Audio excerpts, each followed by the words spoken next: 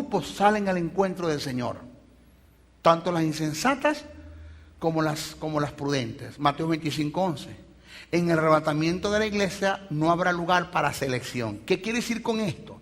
Que en ninguna parte de la Biblia dice que cuando Cristo venga, porque si las 10 vírgenes representan a la iglesia, quiere decir entonces que cuando Cristo venga, los dos grupos van a ser levantados. Cuando vayamos al cielo, en el arpazo, que nos vamos a encontrar con el Señor en las nubes, el Señor en el cielo le va a decir a un grupo: ¡ay, ¿por dónde vais vos? ¿Por dónde vais vos?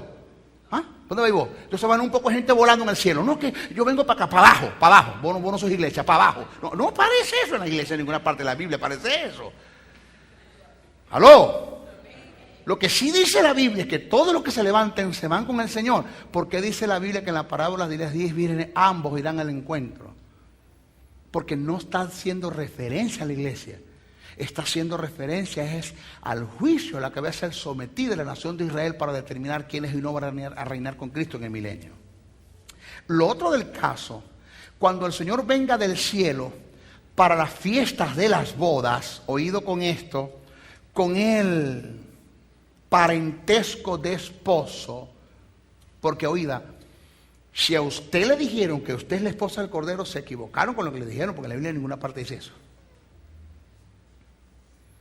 En ninguna parte de la Biblia dice que usted es la esposa del Cordero. Lo que sí dice la Biblia es que nosotros somos la desposada. Nosotros somos la novia del Cordero, no la esposa. Porque las bodas todavía no se han dado no se han dado. Por eso Cristo no tiene una relación literal.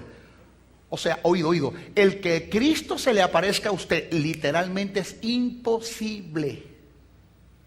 Cristo se le puede aparecer a usted en visión. Pero literalmente el que Cristo se te aparezca y te diga: toca mis manos, mírame. Después que fue ascendido al cielo y se sentó a la diestra del Padre, Jesús no lo puede hacer, porque eso sería un adulterio espiritual. Cristo no puede tener relación con la iglesia hasta que no se den las bodas del Cordero.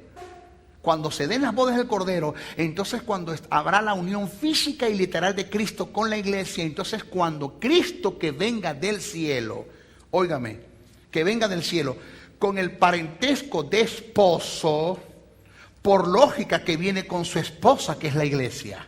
¿Aló? Por lo tanto, los que esperan en la tierra, en el caso de las vírgenes, no puede ser la esposa.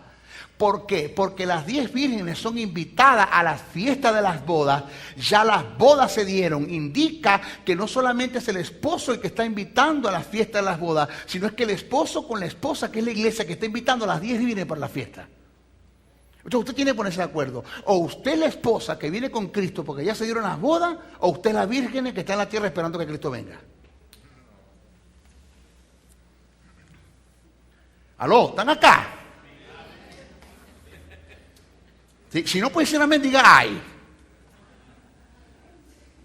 Porque eso es lo más lógico. Ya se dieron las bodas. Amén. Se dieron. ¿Quién es usted entonces para Cristo? La esposa. Usted invita a las 10 vírgenes. Imagínense yo diciéndole a mi esposa Tamara en la noche de las bodas: te invito a mi matrimonio. A mi esposa, a que es mi novia. No se da. Lo otro del caso es, si analizamos el término el llorar y el crujir de diente que aparece al final de la parábola, solo es utilizado en el lenguaje escatológico en todos sus contextos para hacer referencia a Israel en la culminación de los juicios. Y en este caso no es la excepción. Cuando Jesús termina todo Mateo 25, que se presenta el juicio de la nación de Israel y se presenta el juicio de los gentiles, que están los dos juicios allí, Mateo 25 del 1 al 31 y Mateo 25 al 31 en adelante se presenta el juicio de los gentiles. Al final de toda esa narración Jesús dice: así ahí será el llorar y el crujir de dientes. El término llorar y crujir de dientes es una expresión que demarca el estado de lamentación en las que caerán las naciones por causa de no haber sido aceptadas para entrar en el reino milenial después de haber pasado por el juicio. dicha expresión en el lenguaje bíblico, escatológicamente hablando, nunca se ha utilizado para referirse a la iglesia. Nunca se utilizó para la iglesia. ¿Por qué tiene que utilizarse para la iglesia ahora? ¿Por qué? ¿Por qué me forzas el término para aplicárselo a la iglesia cuando nunca Jesús utilizó el término llorar y crujir de dientes para la iglesia? Nunca Jesús lo aplicó, nunca lo aplicó. Jesús lo aplicó fue para el juicio de los gentiles y para el juicio de Israel, no para la iglesia. Jamás no existe la iglesia cuando eso. Y para terminar, óigase bien, al final de la parábola, ¿cuál? De las 10 vírgenes, Jesús utiliza la expresión venida,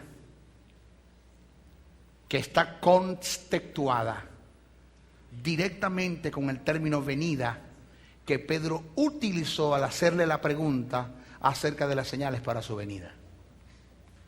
Le explico y nos vamos. Pedro, Mateo 24, dice: Señor, ¿qué señales habla para tu venida? Yo quiero que usted haga ese trabajo en su casa. Ustedes que me están viendo a través de la televisión, hágalo en su casa. Los que me están viendo a través del video, hágalo en su casa. Sea como los cristianos de Berea, analicen si lo que estamos diciendo es verdad. Usted se va a dar cuenta que estamos en la razón. Oiga esto. Cuando comienza Mateo 24 y Pedro dice: ¿qué señales habrá para tu venida? Oído, ya sabemos que no le está preguntando por la venida por la iglesia porque no existe la iglesia. Le está preguntando es la venida para el establecimiento del reino. Todos los términos venidas que aparecen desde allí en adelante, que salen por los labios de Jesús, está contextuada directamente con el término venida que el apóstol Pedro le preguntó al principio.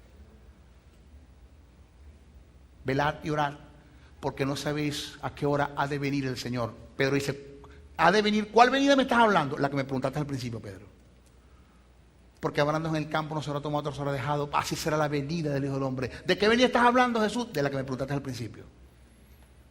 O sea que el término venida, después que Pedro expresa ese término venida en Mateo 24, en los primeros versículos, de ahí en adelante aparece como 8 o 9 veces aproximadamente con sus diferentes verbos: venir, venida, vendrá.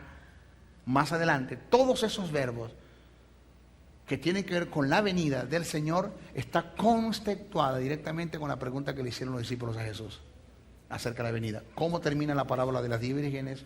Velad pues, porque no sabéis el día ni la hora en que el Hijo del Hombre ha de venir. ¿De qué venida está hablando? De la venida que le preguntó Pedro.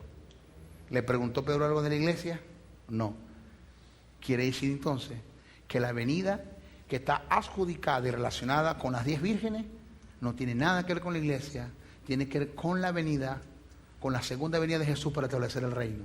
Y si eso es una verdad según la ilación de pensamiento, entonces las 10 vírgenes no tienen nada absolutamente que ver con la iglesia evangélica. Nada. ¿Por qué se la adjudicaron y por qué se la presentaron en la iglesia, señores? Porque es fácil tomar la Biblia, leer y decirle a la gente lo que ella dice, pero nunca qué difícil es estudiar para decir a la gente lo que la Biblia quiere decir. Amén. Bendiciones.